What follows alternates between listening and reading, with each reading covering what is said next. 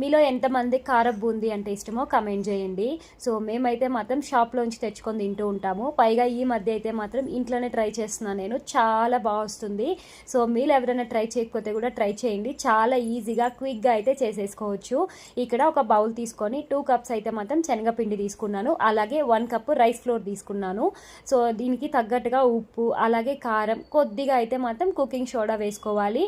ఇక్కడ నేను చూపిస్తున్న విధంగా పిండి అయితే మాత్రం కొద్దిగా వాటర్ వేసుకొని కలిపి పక్కన పెట్టుకోవాలి.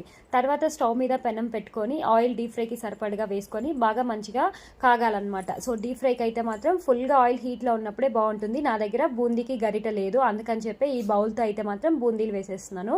సో ఫైనల్గా హై ఫ్లేమ్లో పెట్టి మాత్రమే కుక్ చేసుకోవాలి. అప్పుడే మనకి క్రిస్పీగా అయితే వస్తుంది. ఒక 3 to 4 మినిట్స్ ఇట్లా కుక్ చేసుకున్నామంటే మనకి బూందీ అయితే రెడీ అయిపోతుంది. సో ఒత్తి బూందీ తింటే ఏం బాగుంటుంది చెప్పండి. అందుకే దీంట్లోకి కొద్దిగా క్యాష్యూ నట్స్, అలాగే నా దగ్గర వైట్ సగ్గు బియ్యం ఉంది, అది కూడా డీప్ ఫ్రై చేసి వేసాను. పైగా పల్లీలు కూడా వేసాను. లాస్ట్లో అయితే మాత్రం ఇంకా కరివేపాకు కూడా ఇలా ఆయిల్లో డీప్ ఫ్రై చేసి వేసేసుకున్నాను. సో ఫైనల్గా అయితే మాత్రం మనకి కారం బూందీ రెడీ అవుతుంది. పైనుంచి కొద్దిగా కారం, ఉప్పు, పసుపు కూడా చల్లుకొని సర్వ్ చేసుకుంటే రెడీ. మీరు ఎవరైనా ట్రై చేయకపోతే ట్రై చేయండి. వీడియో నచ్చితే సబ్స్క్రైబ్